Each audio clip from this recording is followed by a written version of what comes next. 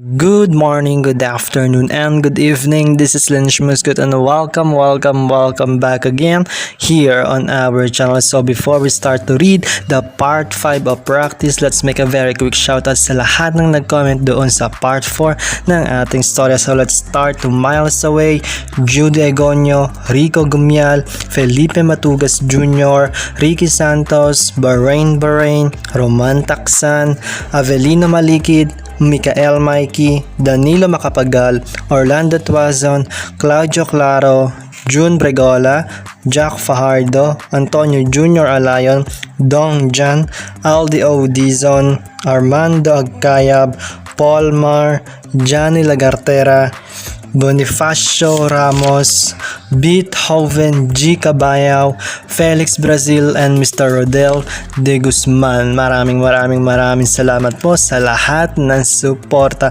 At kung gusto mo ma-shoutout for the next video that we're going to publish here on our channel, just comment down below. And now let's start to read the part 5 of practice. Huwag ka mag-i-skip ng ads!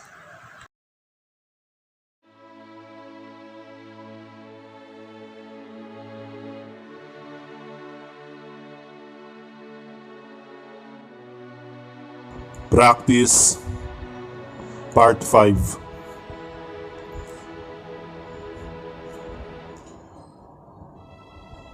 Dior's POV. Hindi uri ng romantic ang ginagawa mo para sabihin ko sa'yo. Mahina akong sagot. Kung ganda naman pala, anong tawag sa ginagawa ko? Tanong nito sa akin. Ang harot mo, muli kong sabi sa mahinang paraan. Well, at least, you are aware of it. Pero Jor, gusto ko talaga matutunan kung paano maging romantic. Sabi ni Callum.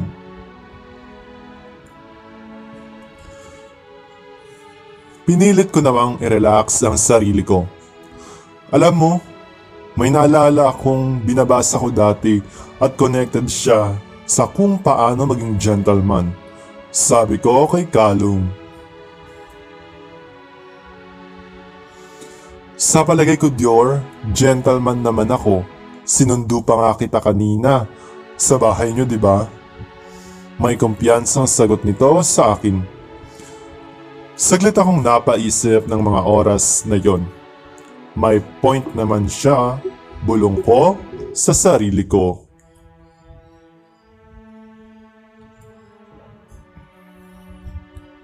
Hindi naman kami umalis sa dance floor hanggang sa maya-maya pa ay nagpalit ng music at mas naging mabilis ang mga beat ng music na talaga namang nakakaindak. At makalipas pa ang ilang minuto ay isang pa siya ang ginawa ko. Okay Callum, payag na ako sa offer mo. Pikit mata kong sabi.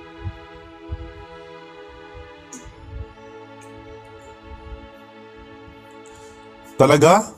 Iling ni Callum na bahagya pang lumaki ang mata dahil sa gulat. Pero 2 weeks lang ha, sabi ko sa kanya. Ang bilis naman, gawin na nating 1 month, reklamo ni Callum. Okay sige, 1 month, sagot ko naman.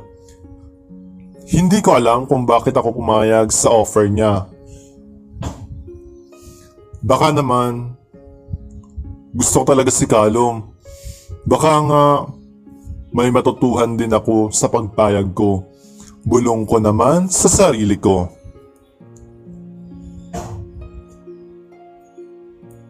Nakaramdam naman ako ng excitement sa desisyong ginawa ko. Maya-maya pa ay isang malaking ngiti ang pinamalas ni Callum. Thank you, Tiny. Iling ni Callum habang diretso itong nakatingin sa mga mata ko. Noon ko lamang napagmasdan ang mata ni Callum na para bang kumikislap sa saya.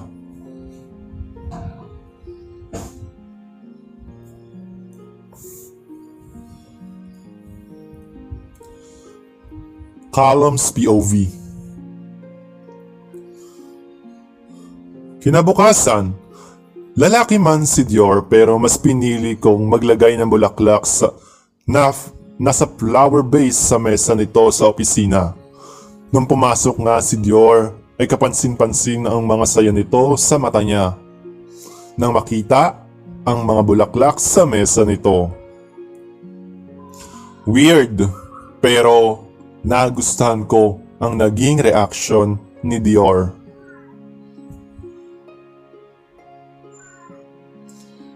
Ganun pala ang pakiramdam, no? Kapag may nagawa kang munting bagay na nagpasaya sa isang tao.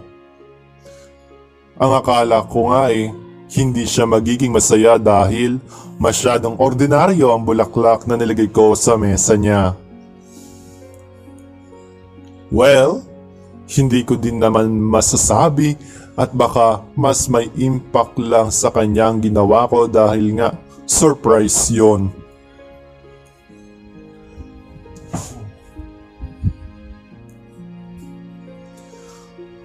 At iyon ang gusto kong mangyari. Ang maging natural lang sa nararamdaman ko. Ayaw ko kasing pilitin na ilabas ang nakatagong pagiging romantiko ko. Ayaw ko din na maging madali ang lahat para sa akin. Thank you, sabi ni Dior nang amoy nito ang bulaklak at saka naupo sa mesa niya.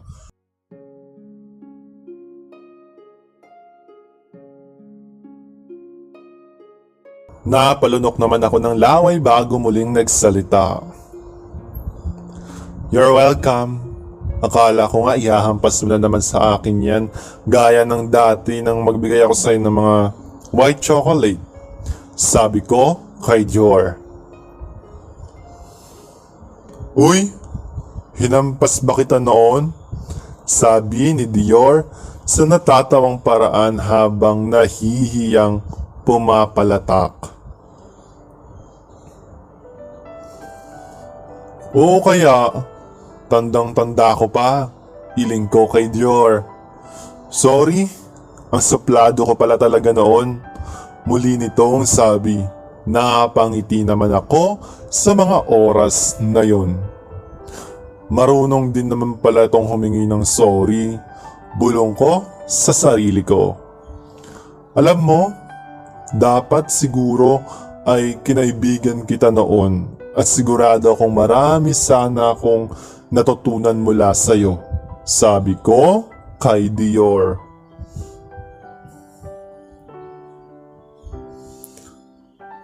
Pabiro namang sumimangot si Dior bago nagsalita. Magagandang babae lang kasi ang mga nilalapitan mo noon. Sabi nito sa akin. Alam mo Dior, gwapo ka naman Tigre nga lang. Pabiro kong sabi. Binato naman ako nito ng ballpen habang tumatawa siya. Maagap ko namang nasalo ang ballpen at saka ko tumayo mula sa pagkakaupo ko at lumapit kay Dior.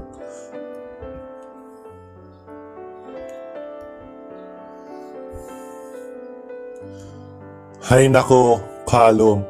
Hanggang ngayon ay napakadali mong nakukuha ang mga gusto mo at pati ako nakuha mo sa kalokohan mong ito. Sabi sa akin ni Dior habang nakatingala mula sa upuan niya. Matipid naman akong ngumiti bago sumagot sa kanya. Hindi mo lang alam kung gaano kahirap ang lahat para sa akin Dior. Alam mo, Sana nga madali ko lang makuha ang lahat ng bagay na gusto ko. Sagot ko kay Dior.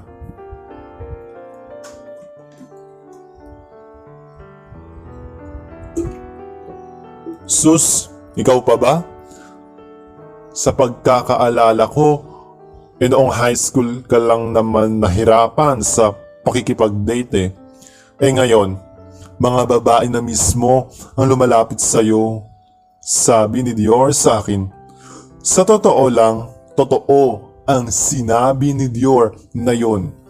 Magmula nang mag-improve ang buong physical ko, ay halos mga babae na ang mga lumalapit sa akin upang makipag-date. At hindi nga nagtagal ay nagsawa na din ako sa mga ganoong setup. Kaya nga pinasok ko na ang isang relasyon. Hindi ko na din kasi gusto yung hanggang date na lang.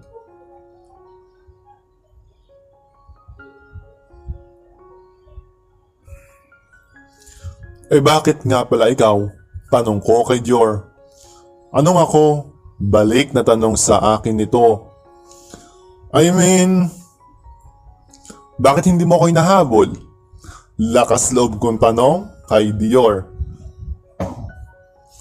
Napataas naman ang isang sulok ng labi ni Dior na siyang nagpangiti sa akin. Maya-maya pa ay napansin kong ngumiti na din ito at namula pa ang pisngi niya.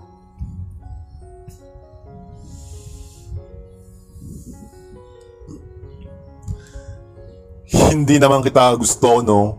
Nauutal nitong sagot sa akin na halatang defensive. Maigi kong tinitigan si Dior sa mga mata ng mga oras na yon. May mga kinang sa mata nito na hindi kayang ipaliwanag ng mga salita. At aaminin kong parang may isang bagay akong nakikita kay Dior na wala sa mga babae. Bumalik ka na nga sa mesa mo, biglang sabi ni Dior, dahilan upang maputol ang pagtingin ko sa mga mata niya.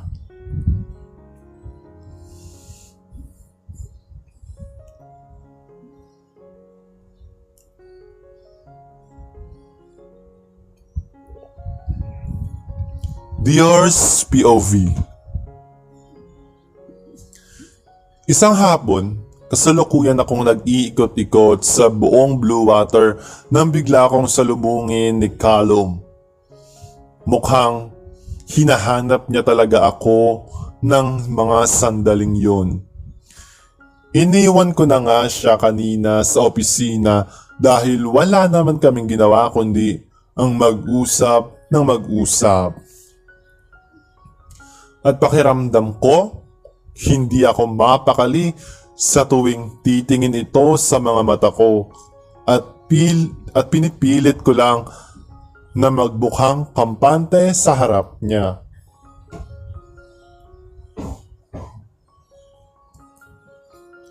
Nang salubungin nga ako ni Kala, may isang tanong ang ginawa nito.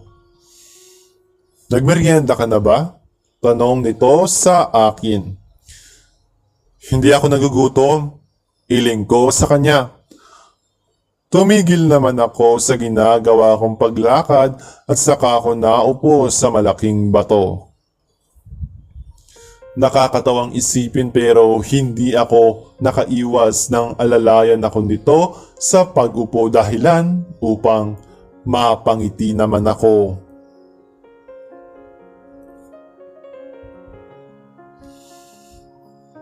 Kinakarir mo talaga ha? Biro ko kay Callum. Tumatalab naman ba? Tanong nito sabay naupo sa tabi ko. Ewan ko. Kibit balikat kong sagot kay Callum. Callum, alam mo, parang hindi magandang idea ang sabi ko na agad niyang pinutol sa pamamagitan ng pag-akbay niya sa balikat ko. How about this? Anong epekto nito sa'yo?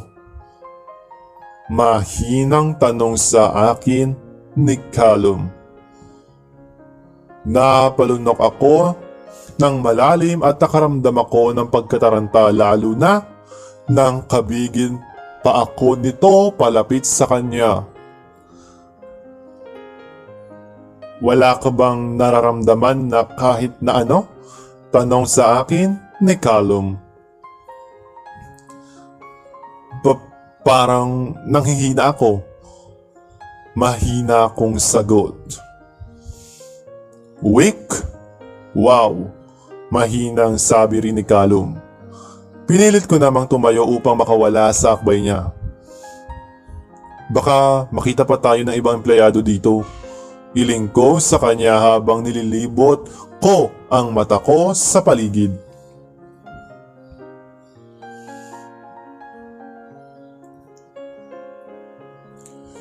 Ano naman, sa akin ang resort na to. At ako ang boss mo. Wala naman tayong ginagawang masama at saka break time naman. Bali walang sagot ni Callum. Nang mga oras na yon ay masakit ang likod ko dahil sa nagdaang party sa Blue Water. Kaya naman napahawak ako sa likod ko.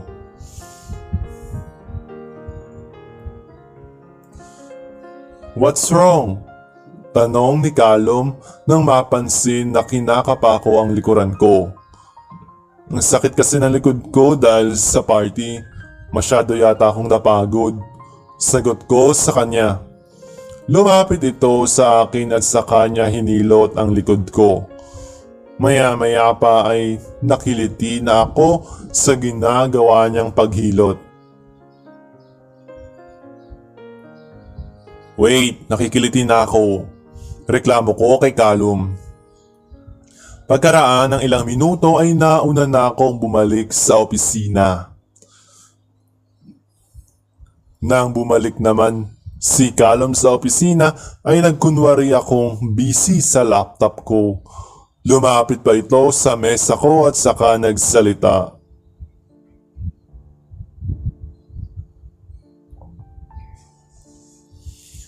Yung sinabi mo kanina na nanghihina ka kapag hinahawakan kita, is it in a good way?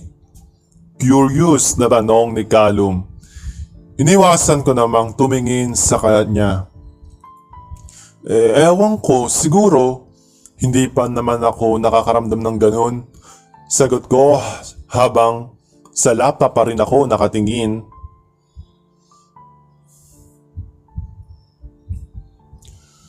Hindi ko alam na pwede palang makaramdam ng ganun. Ang tanging nararamdaman lang kasi ng mga babae sa akin ay yung, alam mo na, sagot sa akin ni Callum. Pinigilan ko naman ang matawa. Iba naman kasi ang ginagawa mo sa kanila, sabi ko. Saglit na natigilan si Callum. Maya-maya pa ay muli itong nagpatuloy sa pagtatanong. Okay. Another question. Gusto mo ba yung naramdaman mo na nanghihina ka kapag hinahawakan kita? Diretsong tanong ni Callum sa akin. At sa tono ng pananalita niya ay parang umaasa siyang magiging positibo ang sagot ko.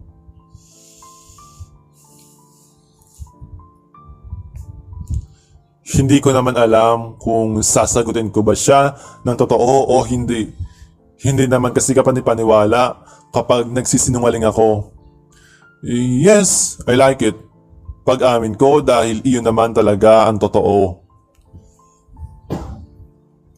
This is getting very, very interesting, Jor. Thank you for saying yes to me. Sabi nito at saka siya humakbang patungo sa mesa niya. Aaminin kong gumagana ang lahat ng the moves niya sa akin. At sa kabila ng lahat ng yon, ay napagtanto ko rin sa sarili ko na hindi pala talaga ako manhid. At kahit papaano ay nakakaramdam din pala ako ng mga ganitong bagay.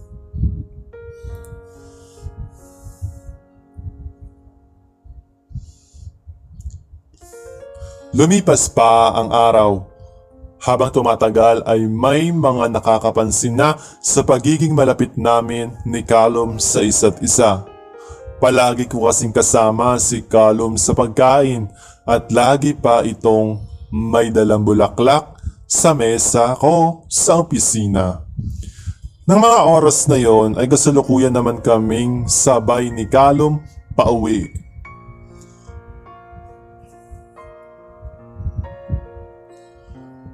Habang nagmamaneho si Callum ay nagsalita ako.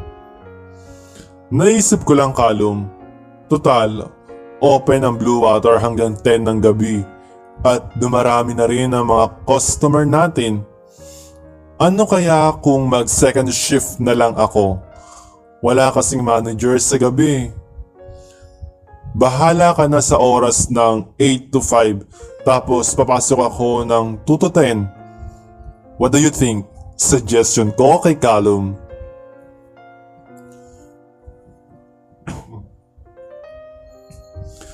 Pero gusto ko palagi tayong magkasama all the time.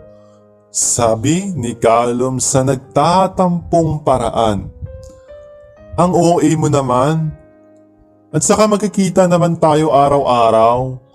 Sagot ko sa kanya. Like what? Isang oras lang, ganon. Ayaw mo lang yata akong makasama na matagal eh. Sabi nito sa nakasimangot na paraan. Fine. Pero kapag natapos na tong kalokohan mo, ay sa second shift na ako ha. Iling ko kay Callum.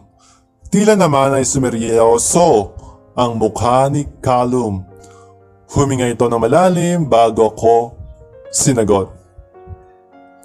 Sabihin mo nga, Jor. O sabihin mo sa akin ang totoo. Hindi ka ba komportable sa akin? Tanong nito sa akin. Ano ibig mong sabihin? Balik kong tanong sa kanya. Pakiramdam ko kasi ay parang ilag at iwas ka ba rin sa akin eh. Isang malalim na buntong hininga naman ang ginawa ko bago ako sumagot. Callum, kailangan mong maintindihan na wala pa akong hinayaan na lalaki na makalapit sa akin ng ganito. Siguro naman, hindi mo matatanggal sa akin na medyo naninibago pa ako, di ba? Sagot ko sa kanya. Pero sa totoo lang, komportable akong kasalo kang kumain. Hindi ako nahihiya na kumain ng mabilis at dumighay sa harap mo. Weird, no? O baka naman talagang wala lang akong hiya pagdating sa lamunan. Muli kong sabi. I like that actually. Ang cute mo nga tingnan kapag kumakain ka eh. Sabi naman ni Callum.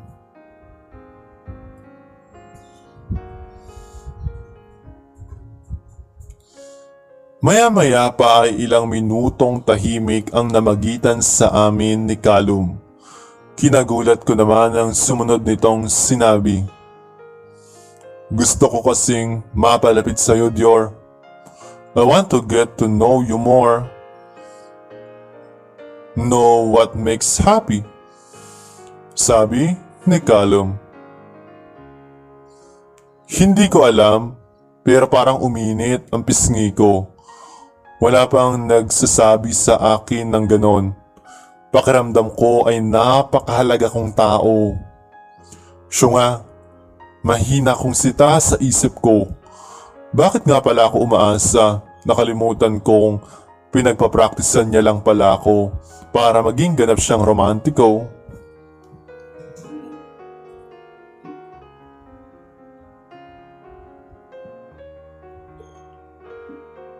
Pero gayon pa man, ay sumabay na lang ako sa agos niya. Napaka-romantic ng sinabi mong yan. Iling ko kay Callum. Really? Gulat na iling nito sa akin. Tumango naman ako ng ilang beses bago muling nagsalita. Yup! That was a good one. Baka pakasalan ka na ng babaeng pagsasabihan mo ulit ng ganyan sa susunod. Sabi ko.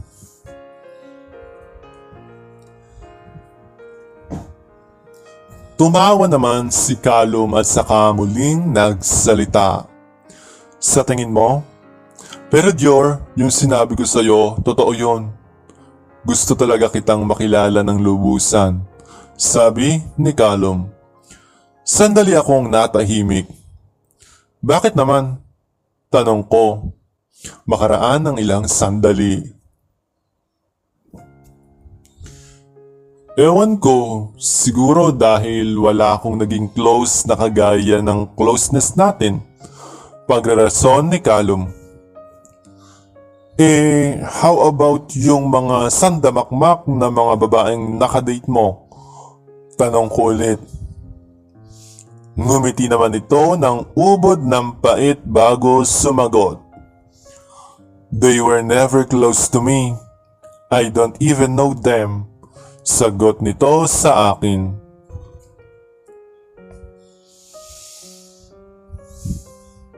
Hindi mo kasi binibigyan ng chance yang sarili mo na kilalanin silang mabuti. Sabi ko. Tama ka. Puro sarili ko lang kasi ang iniisip ko. Pakiramdam ko tuloy masama akong tao. Sabi ni Callum na siyang nagparamdam sa akin ng simpatya. Lumambot na nga yata ang puso ko.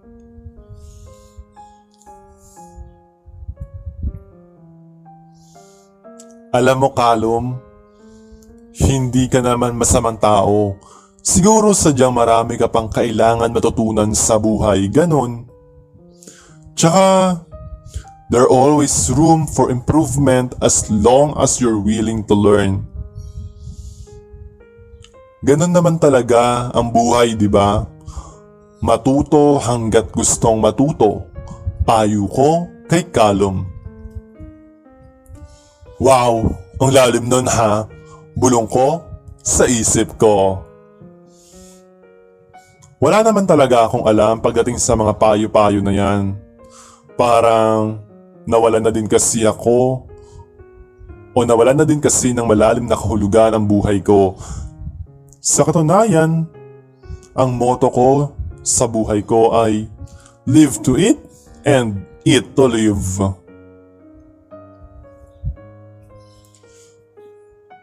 Makalipas ang ilang minuto ay tumigil ang sasakyan ni Callum sa tapat ng bahay namin. At nang akmang bubuksan ko na ang pinto ay pinigilan ako nito. Dior, have dinner with me tonight. Nakangiting sabi nito sa akin. Hindi ako pwede tonight, Callum. Nagluto kasi si tita ng paborito kong ulam. Ayoko namang ma-disappoint siya. I mean, pagod na kasi siya galing sa palengke upang magtrabaho. Pero nagawa pa niya akong paglutuan ng paborito kong ulam. Tanggi ko kay Callum.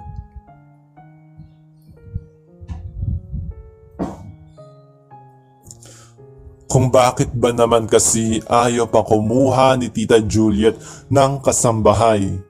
Sa katunayan, afford naman namin ang kumuha ng kasambahay.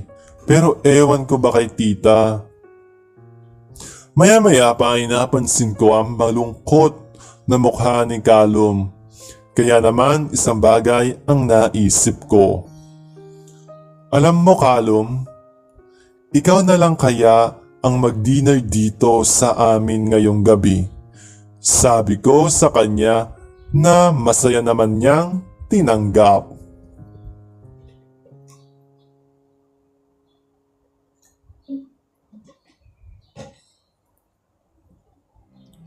Callum's POV. Nang gabing yon ay doon nga ako naghapunan sa bahay nila Dior. Hindi naman ako nagpapigil na tumulong sa pagligpit ng mga pinagkainan namin. Masarap din magluto ang tita ni Dior.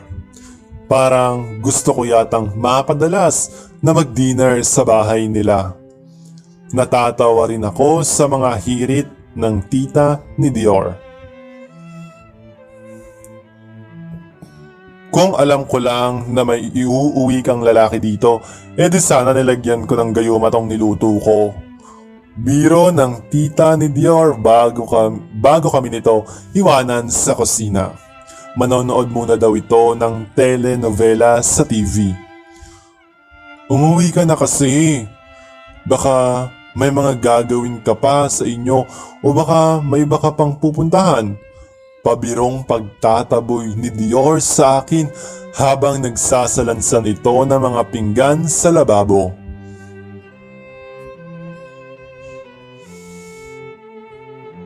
Huwag mo ngang itaboy ang bisita mo, Jor. Ngayon nga lang may naglakas loob na lalaking pumunta rito para sa'yo. Malakas na sigaw ng tita nito mula sa sala. Kapwa naman kaming napangiti ni Dior dahil sa sigaw ng tita niya. Sobrang close kayo ng tita mo, no? Sabi ko sa kanya.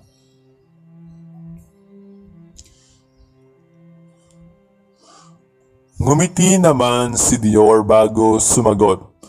Sobra. Kung wala siya, ewan ko na lang talaga kung saan ako pupulutin pagkatapos mamatay ng parents ko. Sabi ni Dior. Sa totoo lang, wala akong gaanong alam sa background ni Dior. Basta ang natatandaan ko lang noong high school kami ay transferee si Dior at nagmula siya sa Manila. Hindi ko alam na wala na pala itong mga magulang.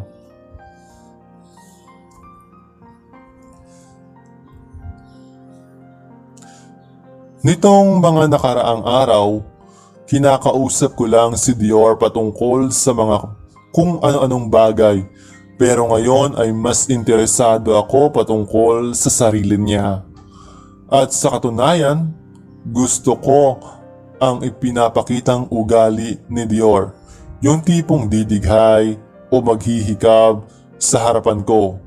Mas na-realize ko kasi na mas gusto ko pala ang tao na ganoon. Yung natural lang at hindi yung tipo na pinipilit maging professional kapag kaharap ako para lang magustuhan ko.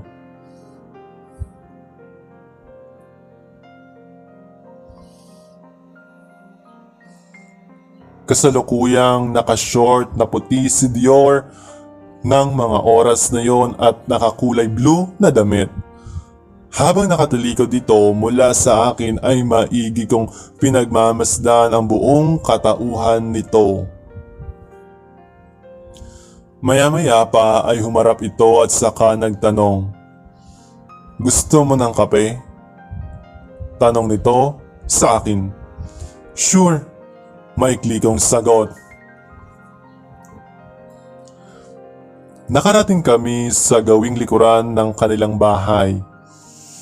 Naupo naman kami sa isang mahaba na upuang gawa sa kawayan na nakaharap sa malawak na bukirin.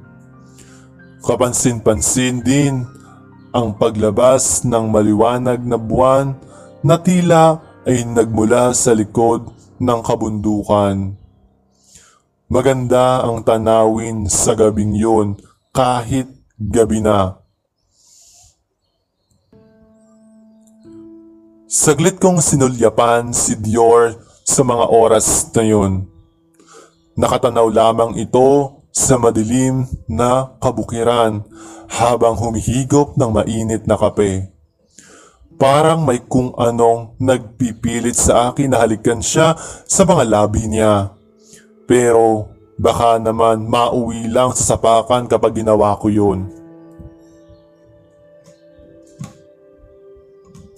Sa tingin ko, very romantic ang gabing ito. Tama ba? Iling ko kay Dior. Yes, maikli nitong sagot sabay ngiti. Umurong ako palapit sa kanya at saka ko siya inakbayan. Hindi naman siya pumalag nang akbayan ko nga siya. Bagkus ay kusa pa niyang inilagay ang ulo niya sa dibdib ko. At doon ko na-realize na mas gusto kong hawakan sa ganoong paraan si Dior. Kapwa kaming tahimik habang pinapanood ang maliwanag na sikat ng buwan at ng mga bituin. Ang gabing iyon ay isa sa mga maituturing kong romantic.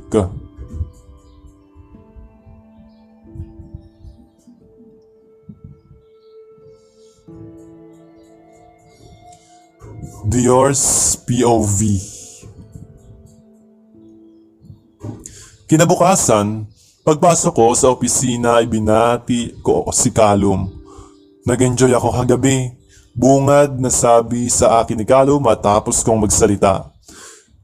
Nginitian ko lamang si Calum dahil aminin kong nag-enjoy din naman ako sa mga sandaling magkasama kami.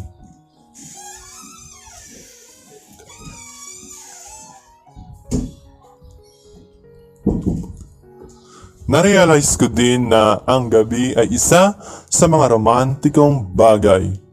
Kung dati ay wala akong pakialam sa gabi dahil dati para sa akin, ang gabi ay ginawa lang ng Diyos para magpahinga at matulog ang mga tao. Pero iba ang naging kahulugan noon sa akin sa nagdaang gabi. Kagabi din ang unang beses kong na-appreciate ang ganda ng kalikasan.